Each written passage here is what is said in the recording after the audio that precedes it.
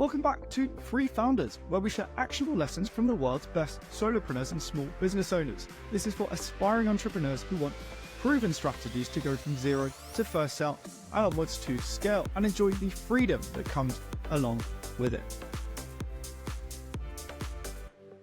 My guest today is Joao Moita, founder of Product Weekend, a company organizing in-person weekend events for product managers to connect and learn together.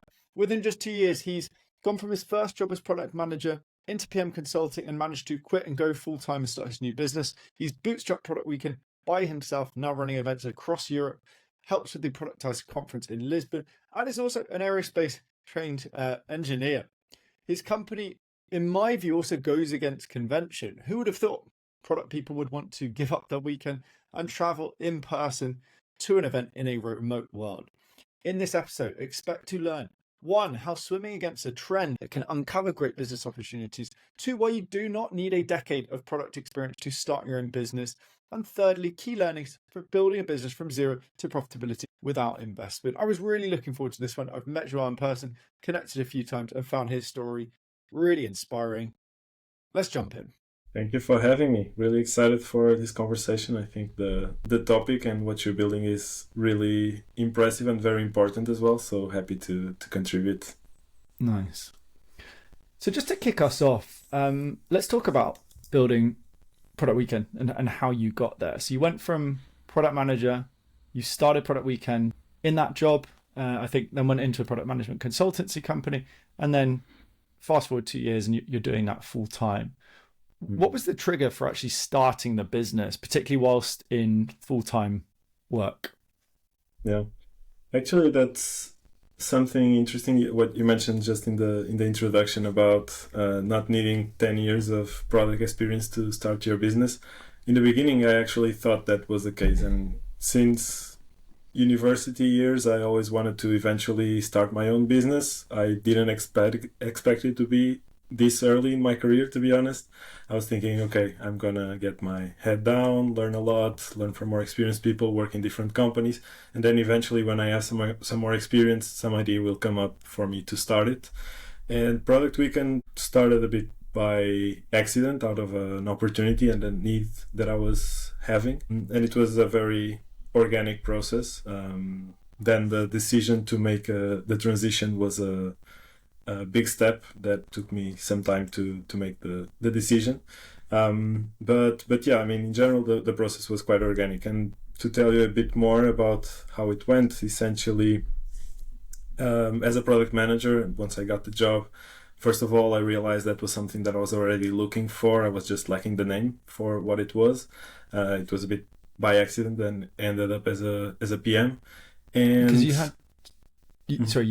had, I remember some entrepreneur, maybe not experience, but you'd been in that space, right? Of sort of on innovation and this kind of thing. Yeah.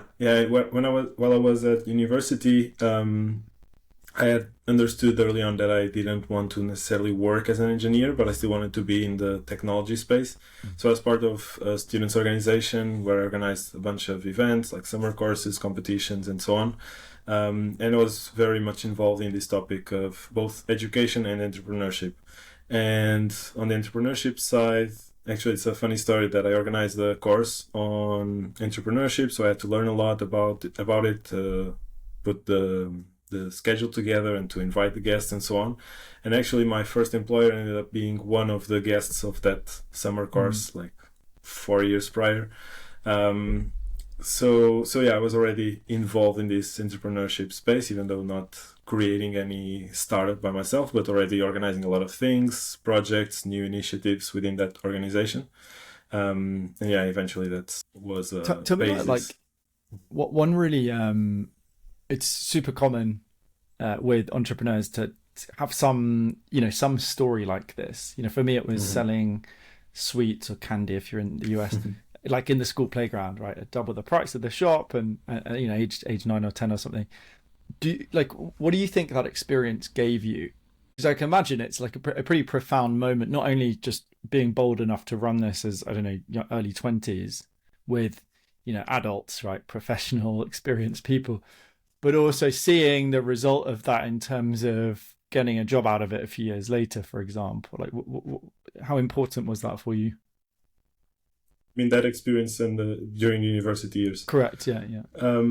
Yeah, I mean, to give you a bit more context about what we were doing there, this is an international organization that's present in different universities, completely volunteer, non-profit. And the goal is to develop students and support them in the beginning of their careers. So the types of events we were running were like, again, summer courses, engineering competitions, events about education. And I got involved pretty early on my journey in that organization in international projects. And I was working and eventually managing teams and departments with people from 90 plus different cities with different cultures, different backgrounds. And the impact was not so much on, like, it was not a business per se. We didn't want to have a profit, but it was a lot about the impact we were having on other students. And that part of it was always very inspiring for me. And at the same time as I was learning about entrepreneurship more on the side, let's say, I got really interested in this concept of, by delivering value to other people, you can actually make money and eventually create a profitable business. So yeah, I always envisioned that for the future. But the experience itself, I think what it gave me was this, first of all, like working with people particularly in a remote environment where before it was cool, right? Before people were working remotely, we were already doing it like that. But we also had a lot of in-person events, and that also gave me a lot of experience in putting events together, and really having an impact. I think that was the main thing that inspired me and that helped me then translate it into something that's proper business, let's say, that has revenue and that can pay the bills.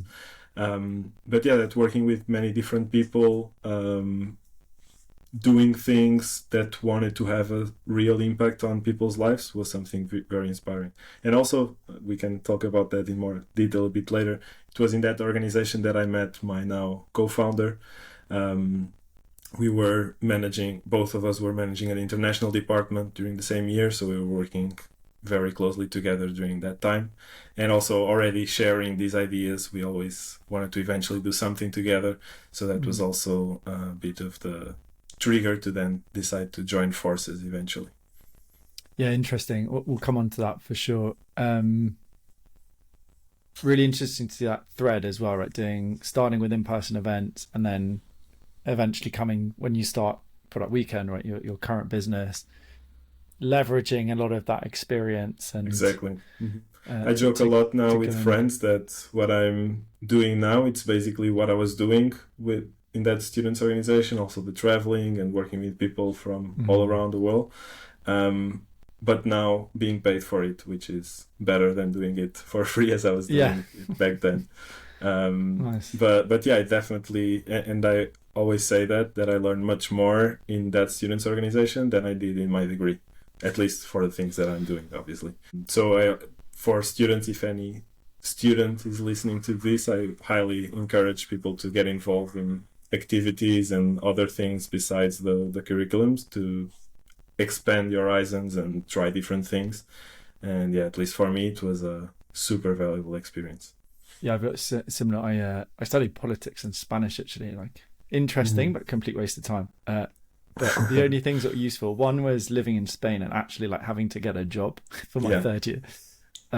You suddenly like realize the value of money and hard work. And then fourth year started my first startup and sort of basically did like a real world MBA accelerator program, like raised investment with it, and sort of went down that path for my final year, and then a year after that before it failed. But yeah, I would back that up. I mean, if you're a student, you've got so much free time and you're probably studying something that's not going to be that useful for your career. So just at least put a little bit of time and effort into just trying something whilst you have the time and there's no pressure and you don't have, kids or financial pressure and expectation on you. I think is a really good opportunity. How far do you think that went to fast forwarding towards Product Weekend, sorry. Because I think it's organizing in person is pretty terrifying for most people. I mean, even I find it, like, just think the logistics is a hell of a lot harder than something remote.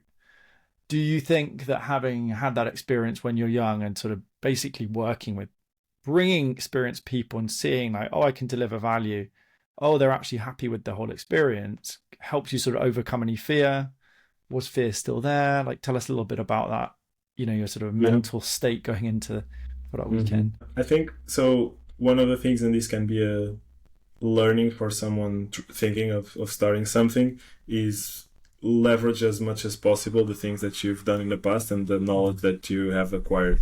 And for me, organizing in-person events was something that was coming pretty naturally at that point. I was in that students organization. I was there for like 4 years in total, and I organized, I don't know how many, but definitely more than 100 different events in different cities.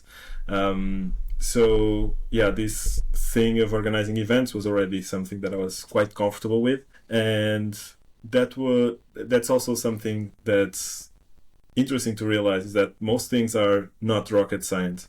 Like it seems very complicated from the outside and before you actually do it, but once you get into the weeds and you start understanding the details, it's not that complicated. I mean, it can be complex, right? But it's not difficult per se. It's something you can figure it out, right? And for me, basically, and maybe I'll tell you also a bit on the moment that I decided to start the Product Weekend.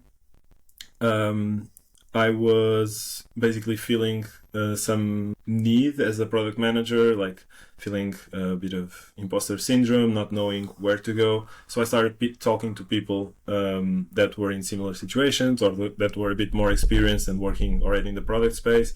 And first of all, it helped me a lot unlock the challenges I was facing. And on the other hand, I also realized that they were facing similar challenges to what I was facing. So I thought, okay, if we get these people together, they can help each other and unlock these challenges. And it will be helpful for me. It's a pain that I'm feeling. So I'll try to just gather some people. Organizing an event was the in-person event was the most natural thing to me. So it was like, okay, I'll just put it together, see how it goes, gather some people. And worst case scenario, I spend a weekend with some nice people sharing and learning together. Even if it's not profitable, or even if I don't prove the thing that it can turn into a business, that's all fine, because I will have this thing. And it was something, so for me it was second nature to organize an in-person event. And then I think timing is another very important aspect of it, and not sure how much I can attribute timing to the success of Product Weekend. I would say that the format and the differentiation is more relevant. But when I did the first edition was right after COVID. So it was in a moment that everyone had been stuck at home for 2 years and they were really craving for in-person contact. So it was one of the first few events in product that was happening, at least in Lisbon, after COVID. So people were really eager to connect and get together. And Joe, I want to pause you there because there's a lot to unpack, and I really want to go in depth on that topic of sort of differentiation and how we identify that and validate. Just talking about the first event, I thought was super interesting because I think whether consciously or not, for me, you're just ticking all of these risk mitigation boxes of staying in a full-time job. So there's no not having that. Many people think like, oh my God, I need to quit my job and then start the business. Like, with something like Product Weekend makes no sense. If you're trying to build Tesla, maybe, right, you go raise some money and you need to 5 years just to get a prototype. But very rarely is that the case. I think the second thing is scratching your own itch and just saying, you know what, worst case scenario, I'm going to have enjoyed an experience. Right. So it's like, what's the risk then? I think that's really, really valuable for people to understand, right? We make this big thing of starting a business rather than just being like, I've got this idea, let's just see what happens with it. And the mindset is so important. And on that point of keeping my full-time job, since the first time I did it, or better, when I started, I didn't have it clear that I would turn this into a business. It was just something that I saw, the need was there, I saw I could make it happen, so I just decided to give it a shot. Then the success spoke for itself, like people asked for more, and then I kept doing it while working full time. And there it was mostly pull, so people were asking for more events, and people wanted to be involved. I didn't have to push that much. Obviously, I was talking about it on LinkedIn and sharing with some friends, but it was quite organic because the need was there. And then only when I had this validated, that organized like 4 different editions, and people kept asking for more, and there were people traveling from other countries to come to Lisbon to attend and so on, then I realized, okay, this has potential to be a business. I did some quick math on how much I would need to make to be able to at least pay my bills. And yeah, I realized that worst case scenario, it wouldn't be a great success and I would have to shut it off at some point. But anyway, I would have enjoyed the journey. And I think another important question that, for me at that time at least, was what would I regret the most? Like, in thinking about, if I stayed at my job and not giving it a try to Product Weekend, I would have regretted that much more than starting and then failing. Like, I would rather try it and fail, and then worst case scenario, I'd go back to a full-time job. So that was also an actionable question that can help you think through the decision. I was going to say, I think actually, you know, I'm sure you've had the same. Loads of conversations with friends, family, colleagues, whatever, who will go, like, I'm so jealous you run your own business. Mm-hmm. Like I want, you know, I want to start a business in 5 years. Or people will go in product, particularly, I just need 10 years of experience and then I'm going to start my business. I just need to get to product leader role, whatever it is, to then have the expertise to go and do it. And one exercise I've started doing with clients is Tim Ferriss's fear setting exercise. So essentially this is something that you would, anytime you come across like a big decision, there are fears and beliefs and, you know, messy things that are holding you back in a way. And I'm not going to go through the whole exercise, but part 3 of that exercise is defining opportunity cost. Right? What's the cost of inaction? What is the cost of me not doing this thing? Because it's so easy to just push back these things. And, you know, many people just end up never starting a business, and actually just defining, you know, because usually it's not financial cost, right? It's emotional, it's psychological, it's that sense of regret or frustration or not feeling quite aligned with your purpose. If you really dig into it, things like, you know, I did this myself when launching a new business recently, because it was strange going from a business that was working, stable, to saying, no, I actually want to do something more aligned with my purpose. But, you know, things like awareness that actually, if I spent 2 years following a path that I felt wasn't exactly aligned with what I should do, then it's not just sense of failure or regret myself, but also frustration that trickles into relationships with my wife, children, friends, family, all of these things. Sure. Yeah, so I think it's a really powerful question for people to ask themselves. And I think another question that a leader recently shared with me, is actually one of my mentors. He mentioned an important question to ask is, what would you do if you're not afraid? And asking that to yourself and thinking through it a lot of times helps with that. And I mean, from this question, you also dig deeper into why are you afraid? And as you go deep and you understand, some of these fears seem huge, but when you really go deep and understand them, they're not that big and can be mitigated easily through some experiment and testing, validation, and personal reflection as well. Part of the fear setting exercise is that defining like what your fears are, what actions you could take to address those fears. That's great. And then what could you do to get back to where you were when you started as well. I've used it for any big decisions really over the last 5 years, like moving country with a young family, starting a new business. I recommend it for anyone else starting a new business.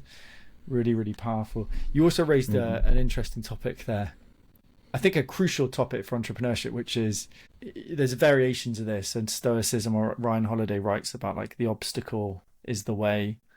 Cal Newport, I think, talks about the one thing. He's the author of Deep Work. Whoever the author of the one thing is, Usually there's one thing you need to do, but we tend to be quite good at avoiding doing that thing. So, just like mitigate, being aware that fear is probably holding you back, and then taking steps to overcome it is gonna, help really unblock yourself a lot of the time. I think particularly as a solopreneur or small business, there are infinite things you could do, and then there's usually just like a couple of things that you really need to do.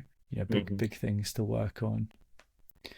Okay, let's go back to a really key point I loved, and I think is just we need to get out there for people wanting to start a business. You said, I just did quick math on how much I need to make to pay my bills. Talk to me about the exact, like, what are you factoring in there? Because I think people again think, I need to write this like massive freaking business plan and send it off to investors, and it needs to all look really nice and professional. And it's basically bullshit at the start because we don't know anything about anything until we go and sell to someone. What was the quick math that you did, let's say, running that first event?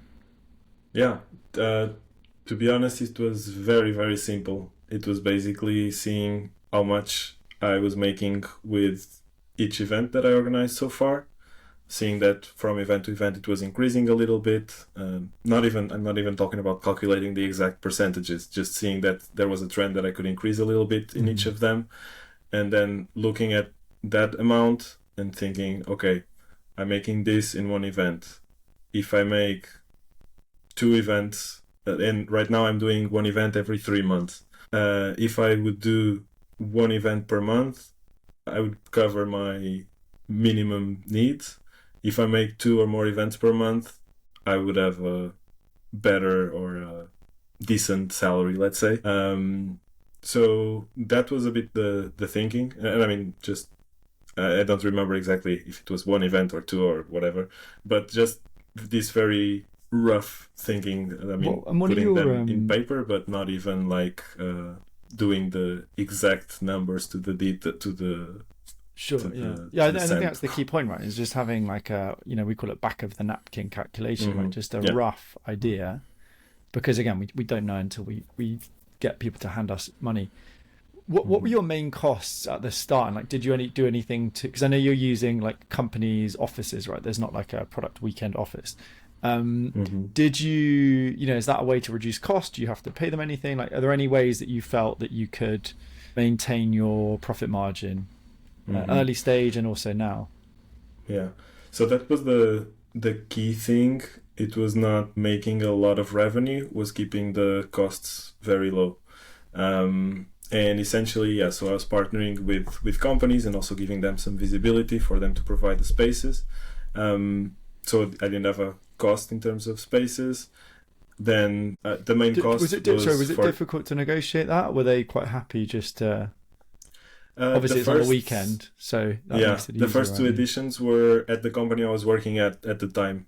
And they already organize events. It's landing jobs. They already organize events at their offices, so it was quite natural to them. And during the weekend, it was not being used anyway, and I had a good relationship with them. So it was like, okay, just have the office, here are the keys, and take care of it. See you later. So that was quite easy because I had that personal relation. But for the other ones after that, I organized 2 at landing jobs offices, but then I had companies reaching out saying, hey, I'd like to sponsor you. Why don't we host it in our offices and we can even pay you something? So then instead of being a cost, it was actually a profit thing. What's the big incentive for them usually?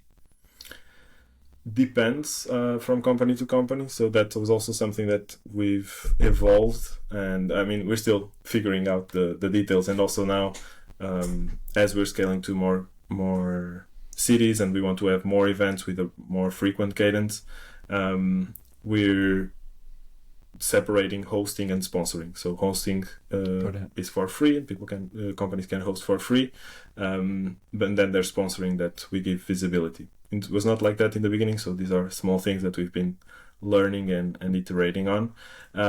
But so essentially the negotiation was about, or the value proposition was about sharing about the company within the product community.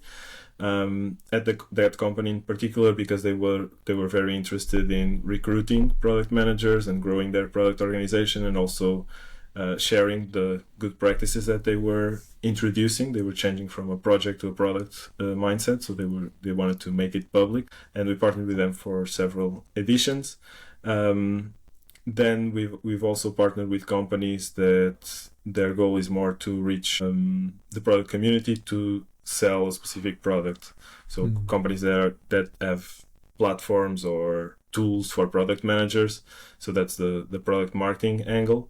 I think, by the way, just to jump in, what a great way to show synergy, nice like business buzzword, but just saying there are these two trends and we can sort of match them up, right? Or I think is really smart, and not only just to save cost, but also being like, oh, actually we can make revenue from this as well. Yeah. I think it's a really it was smart always way of doing it. Thinking win-win. Actually, there's this book that I think was quite impactful for me. I read it while I was at university, the 7 Habits of the Highly Effective People.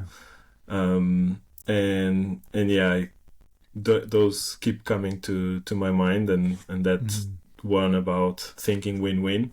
It's always something I'm constantly trying to think, and it proved to have worked in many situations. Because in this case, it was basically, we're already paying to, the company was literally saying, we're paying to sponsor you to get this visibility. We have an office, why don't we do it in our offices to have even more visibility? And I was like, that's great. Yeah, free for them. Reduce costs, make it a win-win for both sides. And then in these terms of partnerships, we've been evolving, but mostly there's 2 trends: employer branding and product marketing. So either to attract product managers or to showcase their product to product managers. Got it. I want to come back to sort of that journey towards doing Product Weekend full time. Let's go back to that first event. So I know you obviously you had a network, but I imagine not necessarily product managers. Like how did you get your first, not only first customer? I think the thing that is intimidating about events is like, you couldn't just do Product Weekend with one person. You need 10, I don't know, 5 at least for the first one. Like how did you get the first paying customers for that first event? First of all, I started connecting with everyone on LinkedIn. Everyone that had product manager in that title, I was sending a request. That was the first way. Then I started posting about it. I started reaching out to potential speakers. They were quite happy to see something new happening and very interested in supporting and joining. And then they were also sharing. Actually, André Marquet from Productized, he was one of the first allies that was also sharing it to the Productized community. So that was a really helpful way to get some people from that community. Also André Albuquerque from the 1 Month PM. So essentially partnering with communities, connecting directly on LinkedIn, and then some cold outreach. Try to avoid it as much as possible, but sometimes it's needed, like saying, it's a tool, hey, here is this event that we're organizing. Here's the link, take a look and let me know if it's interesting. So I was doing that also. And then so specifically, personal so you had, network. What was that, like a landing page up saying, look, this weekend event's going to happen, here's the value prop, here's what's included. Yeah. Okay. Yeah. It's an interesting... I put together I was just going to say on that specific part of the tools, I was always, and I'm still am always looking for the easiest and most inexpensive way to build these things. So I didn't pay anyone to build a website or ask any designer to do the logo. I just did the things myself. And I mean, the logo, it's not amazing, but it's been working for 2+ years. And well, again, it's like, it's not, it's clearly not that important. Yeah, and that's something that a lot of people have as a blocker, right? People are thinking, okay, I need to build these things, so I need to get some of my money to pay a designer, to pay a website builder, like a developer to build a website. And today, especially, there are so many tools like no code and low code even, and AI tools that can help you with a lot of that. Logos now, just ask AI. I mean, it takes some iterations, but but you will get there. I mean, I see loads of these, these are excuses masking fear in some way, right? It's like, God, I could start my business, but I need a logo, I need an investor, or, I can't code.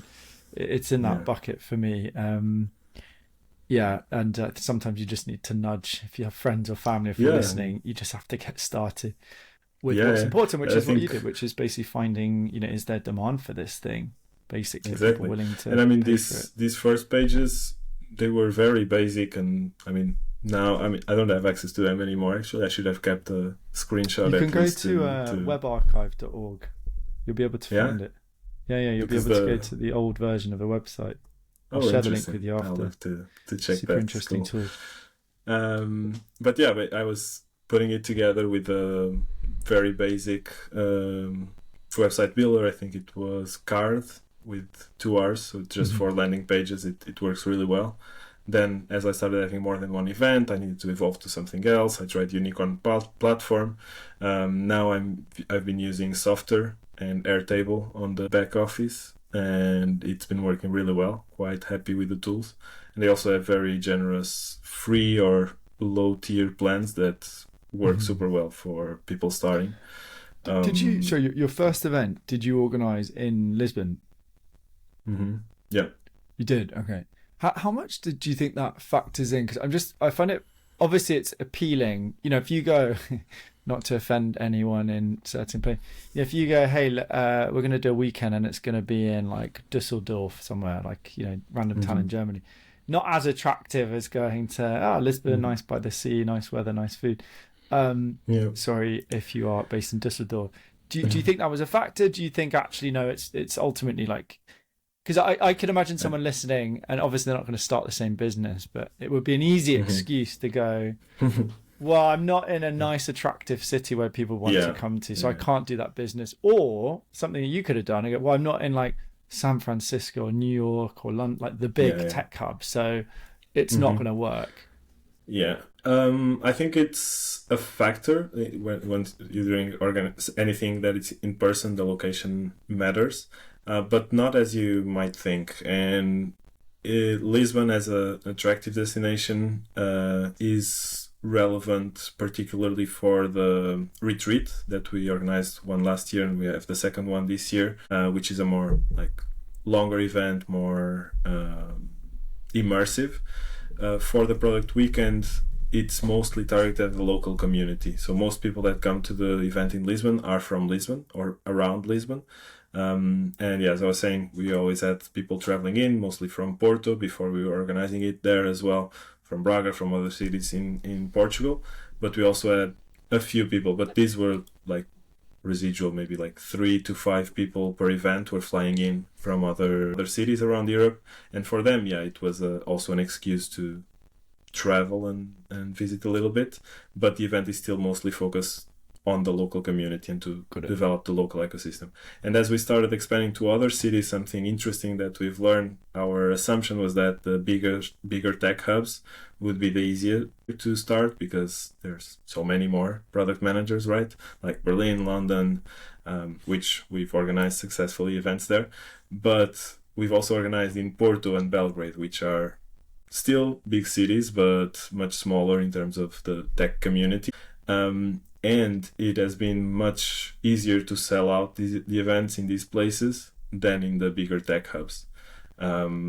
Which was why do you think that is? I think it's because, and again, this is an assumption that we're still testing and validating, but I think it's because there's not so much going on. And the fear of missing out is stronger in these places. If you are in London and you see Product Weekend, you're like, okay, I already arranged the coffee with a friend on that day, and I have a meetup also on Thursday and another one on Monday. Why would I need to go to this one? I'll see maybe similar people in both, so I'll just go to the other. The acuteness of the problem increases, right? For them, it's they don't have other alternatives such as like a Thursday meetup. It's really interesting. I think it's a really good lesson as well there to because again, I think it would be easy to say we have to start this in San Francisco and like that's the only place that you could do it, and it's actually probably would have been the wrong move to make, even if you were based there, right? Which is quite interesting. Actually, it's interesting. And as we're thinking organizing it in other places, we're already taking this lesson. So, for instance, in the US, we still didn't confirm 100% where will be the first city, but we were in between Boston, New York, and San Francisco, and we're more inclined to Boston as like, I mean, it's still a huge city, right? But not as much crowded with events and opportunities as New York and San Francisco. And there's potentially a bigger need, at least from what we've been discussing with people in the local communities.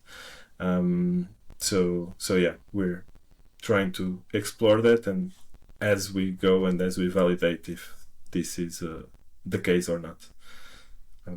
It can also be the fact that we're not communicating well enough the differentiation, because from the people that actually attend, even in Berlin or London, the feedback we get is that there's nothing like Product Weekend that they've attended, even though they're going on. So maybe if we can communicate it better, we get more successful in these bigger cities. But yeah, it's been more organic in smaller ones, let's say.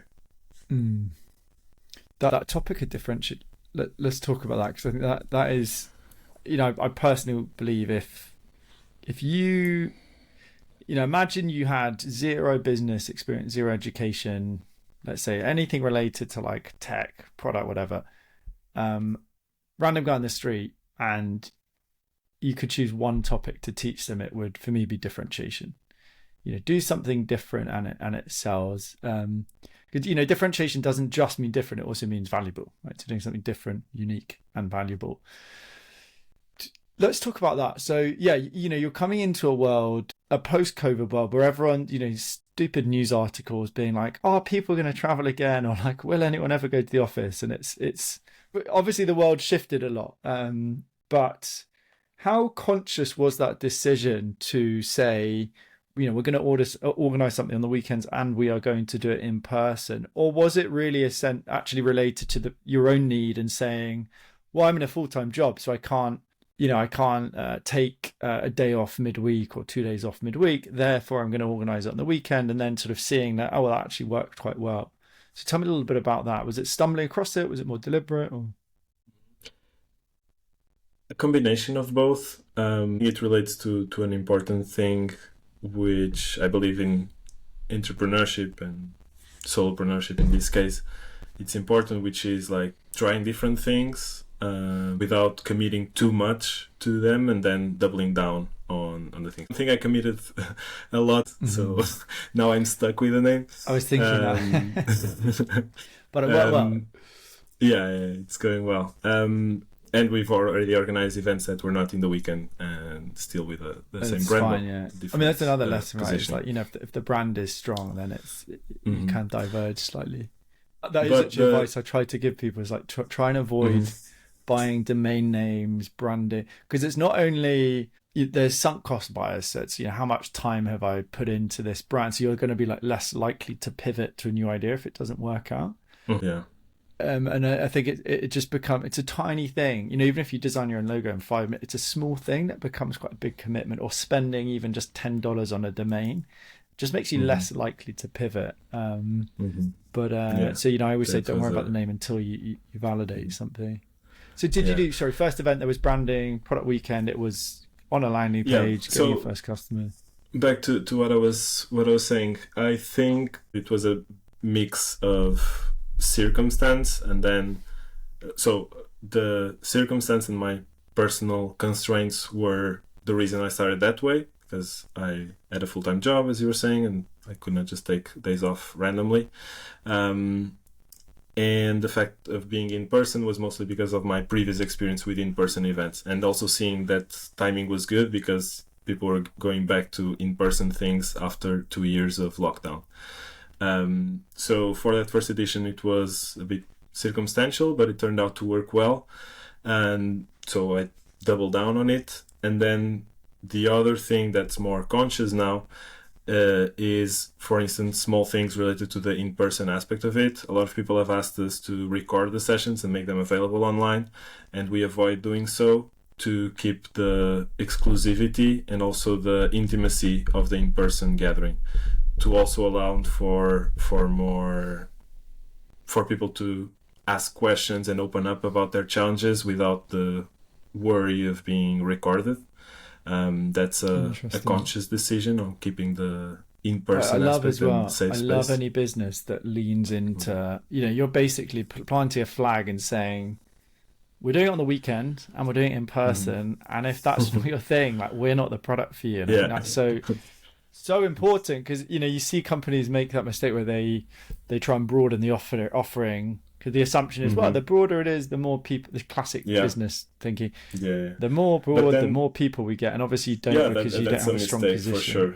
Yeah. And we've been conscious about it, about sticking to our vision and to our values and aligning with that. But then the beginning was more circumstantial, but then the doubling down was more conscious. Yeah. Then as we were more consciously doubling down on this fact that being an in-person and on the weekend, the weekend aspect kept it that way, and we want to keep it that way because we also want to serve people that are currently employed or stuck in a job that they're not happy with and that's not supportive. So that's people that would probably not have their companies giving them a day off or paying for them to go to the event. So we want to keep it on the weekend to allow for that. And also for speakers that we want to bring in that are super busy people that would also be trickier for them to take a day off and spend some time. So we want to make sure that obviously the weekend brings other challenges, the fact that people have families and other commitments. We try to keep it flexible also for the speakers, but we try to encourage them to join as they would join a social gathering with their friends, so that they enjoy the weekend with these people and make valuable relationships for them as well. Have you found... Sorry, carry on. Mm-hmm. Just to wrap up before I forget again where I was going. Another aspect of the in-person thing is the authenticity, which for us is really important, and these really person-to-person connections, which I feel like with AI and automation and online stuff, there's that trend of like efficiency, scale, and so on, and let's all be robots talking with robots. And I think with this trend, people are becoming more and more inclined and interested in real connections with real humans. So we're consciously, and that's our position, to differentiate in that sense, that we're not, when you're talking with us, you're talking with a real person and you're building these relationships with real humans. So that's one of the reasons why I want to keep it in person. Also because I think like with AI, this distinction of when you're talking to a person or to a human is becoming more and more blurry. So we want to keep it authentic. I think that's another example of going against, the trend.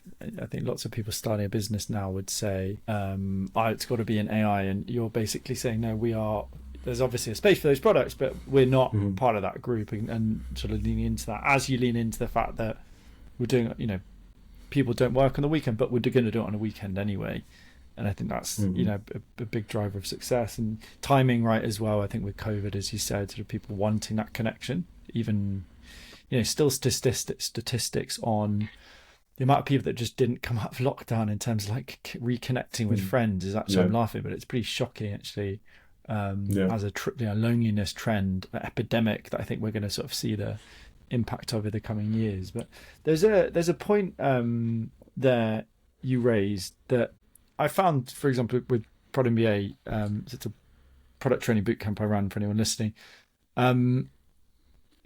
By getting people to pay themselves, it's self-selected for just like great people to work. Like I really enjoyed coaching people because they'd really put themselves forward. For example, for me, it's like if I wanted to make $1 million business, it would have been take that product and just go and sell it to like HSBC or Millennium, big banks, train 100 people, half of them never turn up, give them a certificate, double the price, easy money, but I think very soul destroying. For me personally, it wouldn't have been what I wanted to do. How much do you find that by doing it on the weekend and self-funded, you tend to select, there tends to be a self-selection of like really interesting, really engaged people? Yeah, that's for sure a huge aspect of it, that the people that come to the product weekend they are really committed to being there and they're really interested in it. They're making a time commitment and also an investment. Like a lot of people are get their tickets covered from their companies, but we still keep it affordable enough that they could pay it from their own pocket if the companies are not sponsoring. And I mean, even if the company pays, they're still saying that I'm giving up my weekend. Yeah, exactly. Thing. So they are asking the company to get that sponsored. But yeah, actually, that's so. Totally agree with you. I think having the people commit is an important filter to have the right type of clients in this case or participants in the case of in-person events. And the value that people will take, it's enhanced by that because they will be interacting with people that are also highly engaged and highly interested. So that's something that we consciously did from the first edition, that it's a paid event that people are committing to join and not just join because it's free food and or the company is telling them to go. But I was saying that it's still something we haven't yet figured out the right balance, because in terms of pricing, we are pricing it quite cheap for if the company is paying from the training budget, but I mean, I wouldn't say expensive, but like on the limit for people to pay from their own pocket. I mean, we adjust per location the pricing. So ideally, if the company is paying, we should charge more, but we didn't yet find the best way to operationalize it. But it's something thought about and we are conscious of. I find a very good solution is like split payments. You get the company to cover, let's say the education budget's €1,000 and it's priced at 1,500. Company to cover the 1,000, student pays 500. So you still get that skin in the game, right? That sort of real commitment from them with money on the table. But then how would you do for the people that don't have their companies sponsoring? Yeah, I mean that's where I think try to. You can have different pricing. Sometimes some companies do different pricing depending on the. It's something that's solvable. We haven't yet prioritized it as a. I think the main challenge is in terms of communication, like making it clear without confusing too much or making it more complicated. I want to come back to that point as well about what you mentioned, working with people. I can't remember the exact word you used, but clients you enjoy working with. How much do you think how important is that a factor in you? Because you yourself are giving up weekends, right? I know obviously it's different when it's your own business, but that could be an indefinite thing with this kind of business. How much do you think that keeps you going, motivated, really enjoying the work?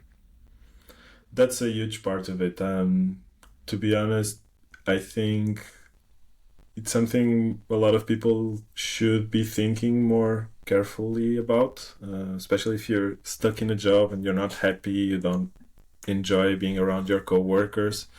You're giving up at least half of your waking time to be surrounded by people that you don't enjoy being surrounded with. So I really think you should put yourself in positions and surround yourself with people that you enjoy being with.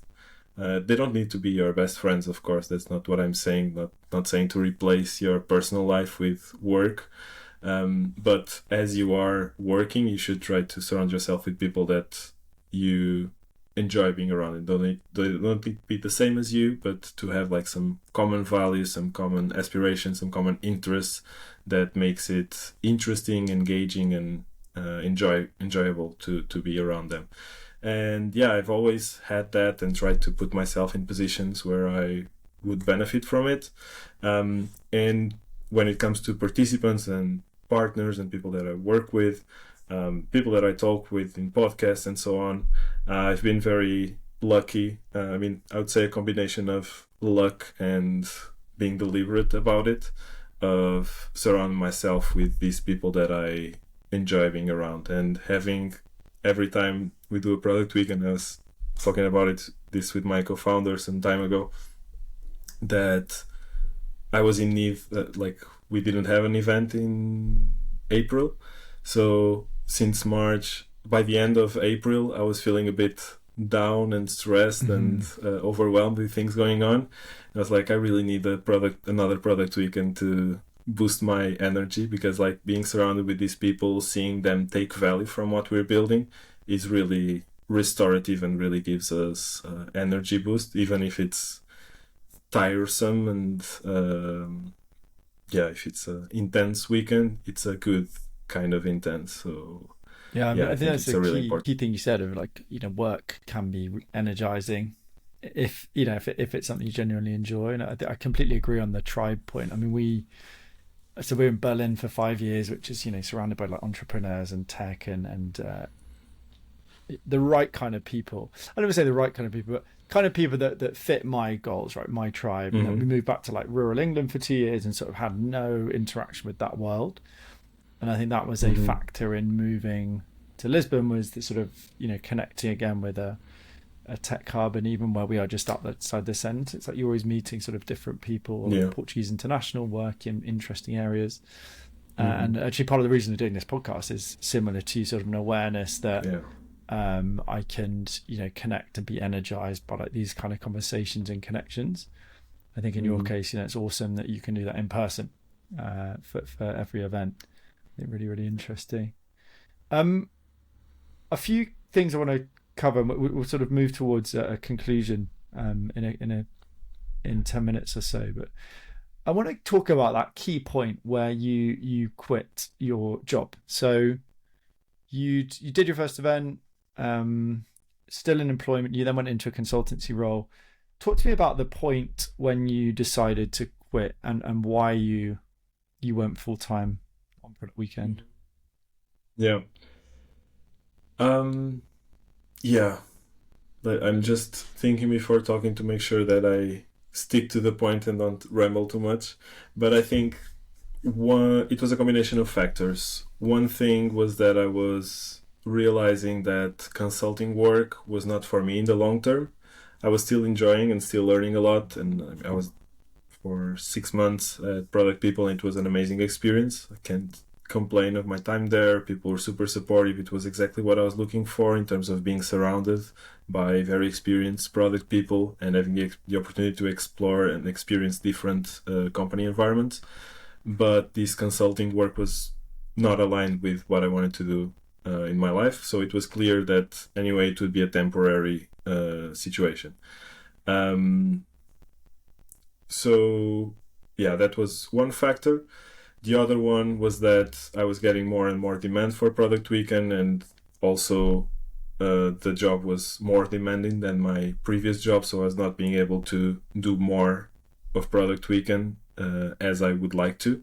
Until then, all the events were in Lisbon. There were 4 editions, all of them in Lisbon, but people were already asking for editions in other places, mostly in Porto. It was where there was the strongest need, let's say.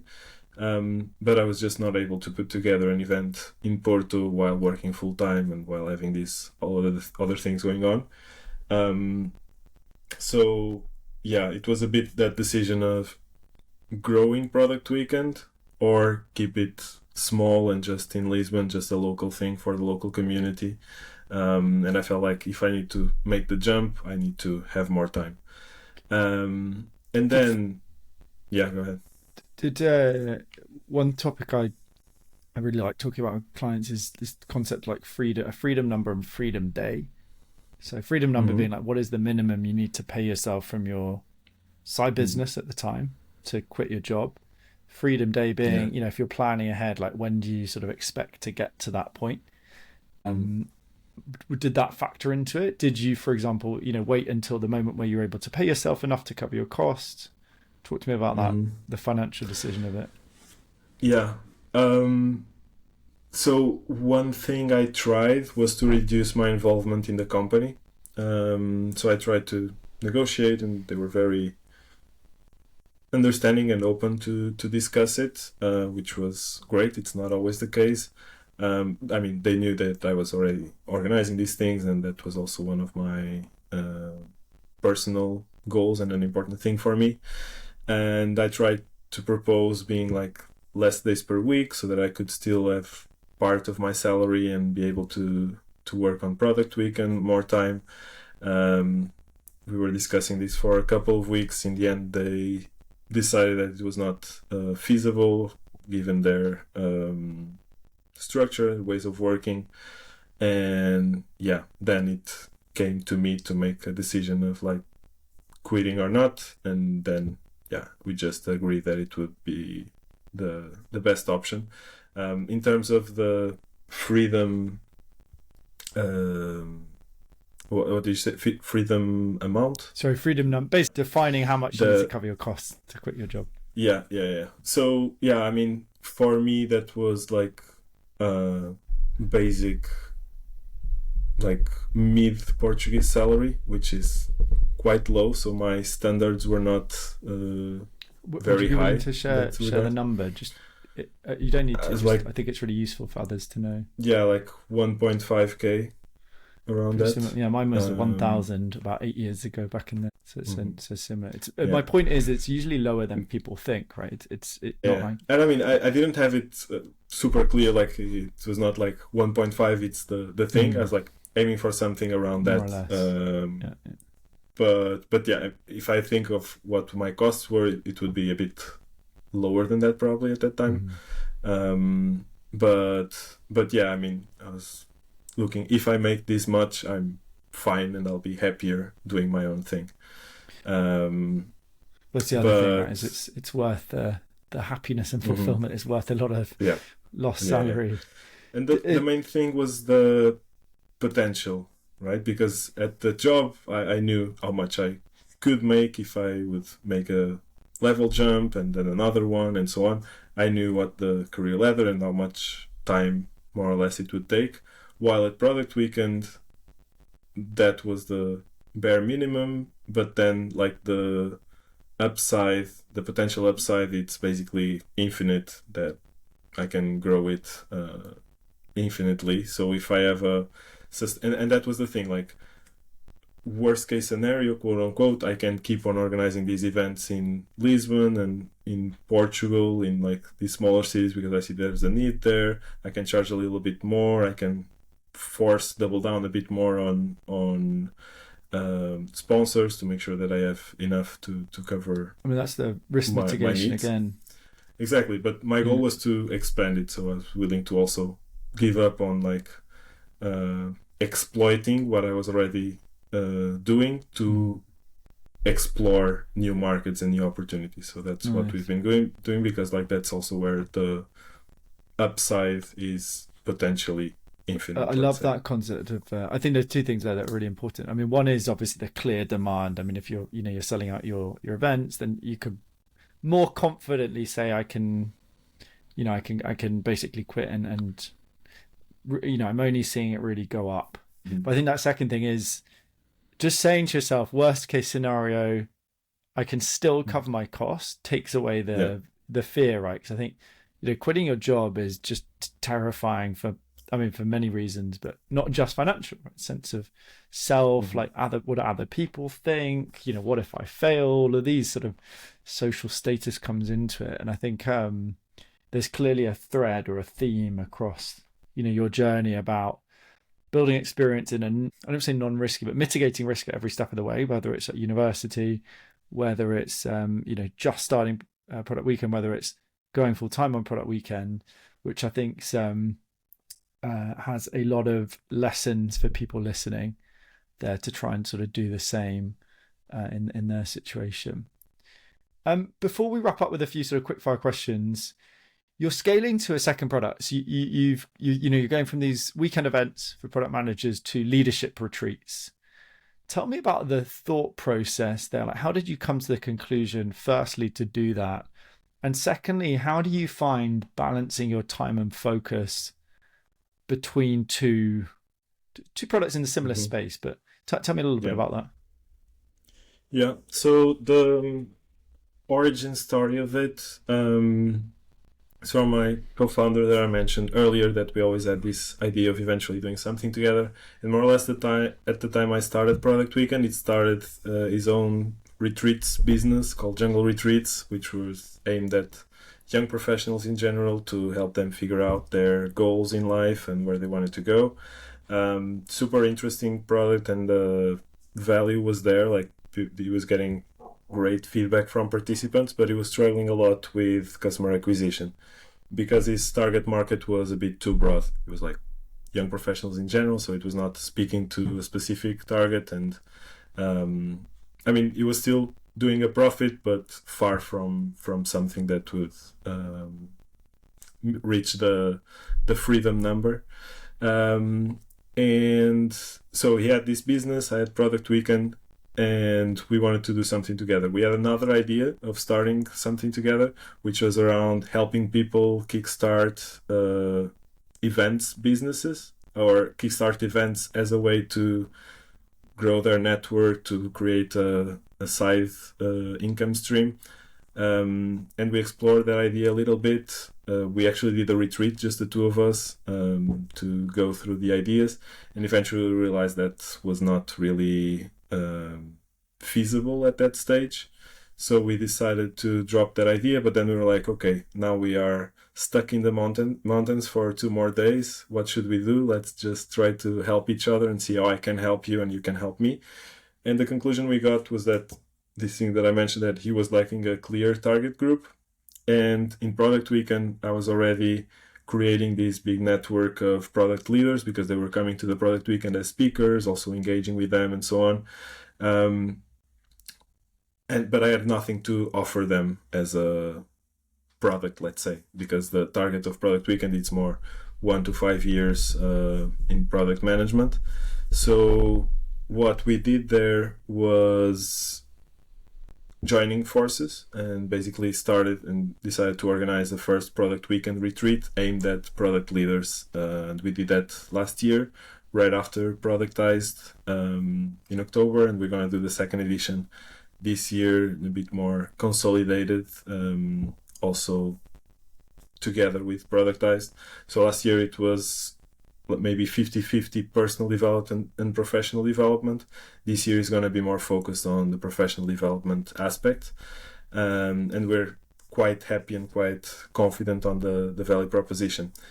The challenge with balancing the two things, and back to one point we mentioned in the beginning of the conversation of doing these massive business plans and so on, when we started and then officially opened the company and so on, we were doing these projections in massive spreadsheets with all the events that we were aiming to do and so on, and things were looking amazing. But I'm not saying that there's no value in it. It definitely helped us put things in perspective, be able to see the bigger picture and also see what we could potentially get to.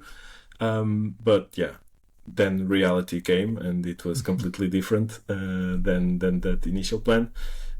This to say that we were planning to have more retreats during the year. Eventually we decided to, for now at least, stick on 1 retreat per year as like a moment to gather people, because it's a difficult event to sell, at least for now, because it's just the second edition, because it's something that you really need to trust 100% to make the commitment, because it's a 5 days event. It's not just Friday and Saturday like the Product Weekend, and it's for product leaders, which are generally very busy people. So for them to commit 5 days of their time to something like this, they really need to be super confident in the value. And the people we've got for the first edition were mostly first or second level connections of ours. For this retreat, we're still leveraging a lot these second level connections, but we actually already got some applicants that didn't know us, which is a good sign that we're communicating the value proposition a bit better, I think.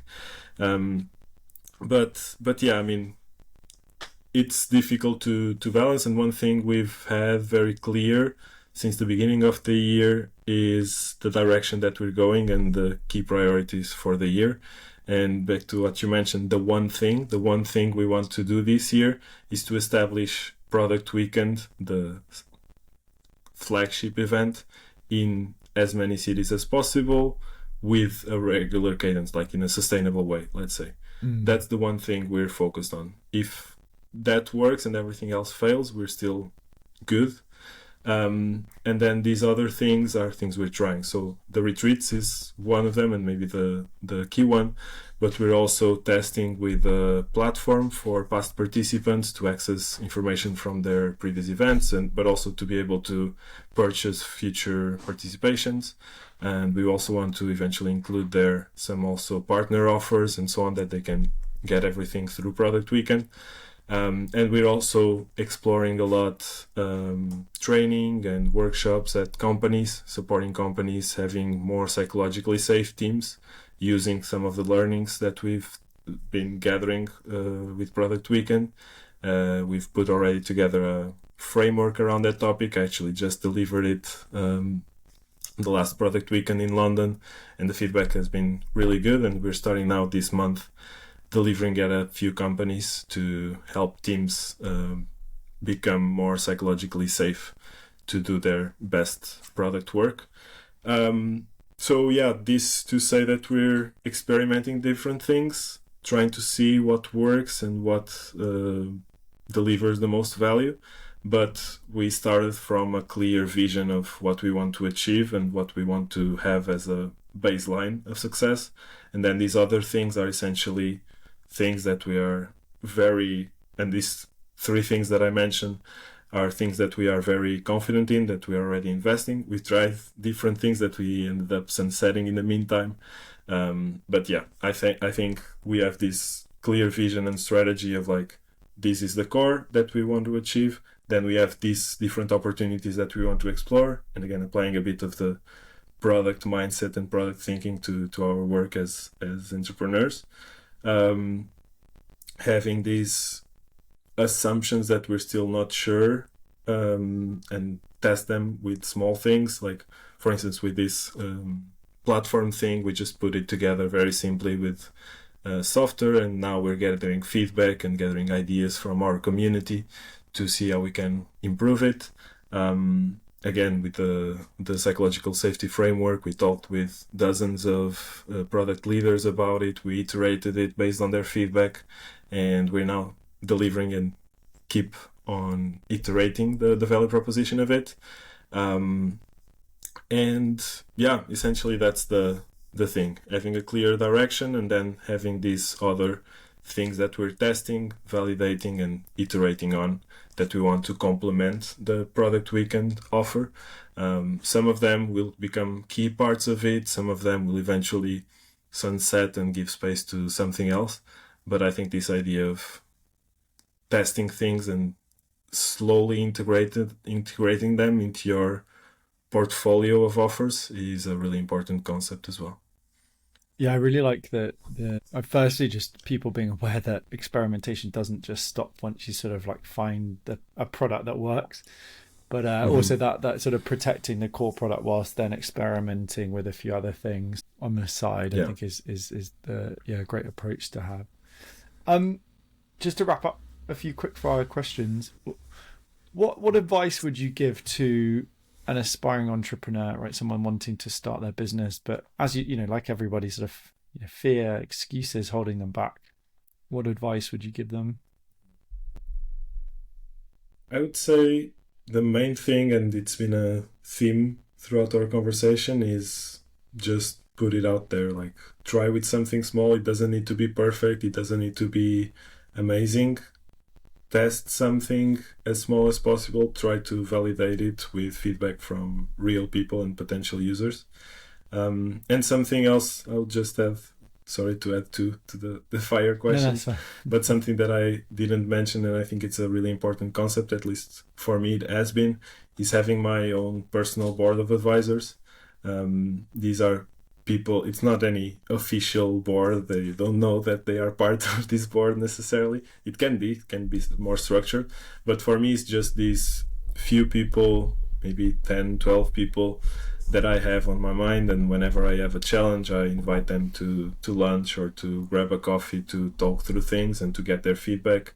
And this has been very powerful and very helpful. It was very important in that period when I was making the decision. So it was maybe like 2 months that I was like thinking, should I quit? Should I not? And during those 2 months, I had like, I don't know, maybe 15, 20 lunches or coffee chats with these people to brainstorm and get their feedback. So try to get to know these people that you look up to and that can help you, and try to get their feedback as early as possible. And these people don't need to be like the guru of whatever. It can be your colleague, it can be your past boss, it can be a friend from school, it can be someone from your family, but talk things through, don't keep it all in your head.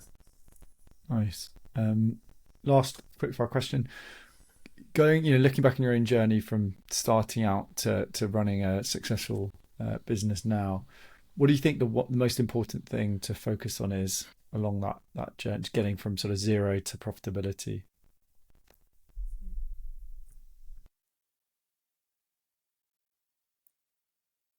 This might sound a bit cheesy, but I think it's doing something that you're really passionate about, doing something that you really care about.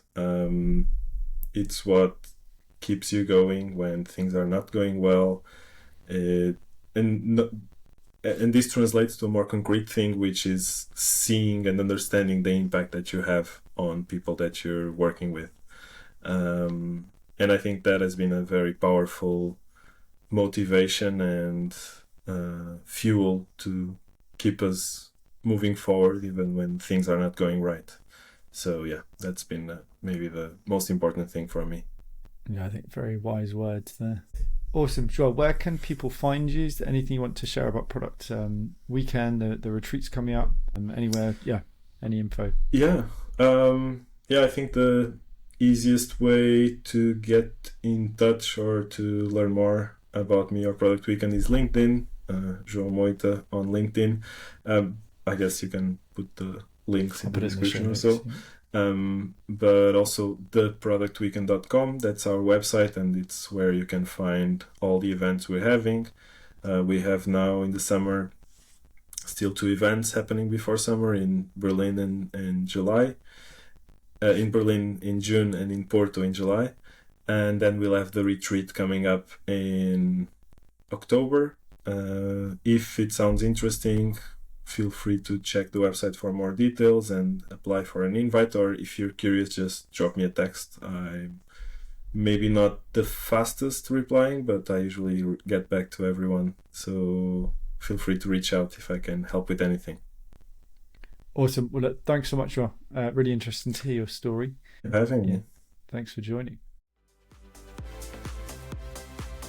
Thank you for listening to another episode of Brief Founders. If you enjoyed this episode and want to get each shiny new episode straight to whatever platform you use to listen to your podcast, please subscribe using the subscribe button below. If you're feeling generous, why not share with a friend?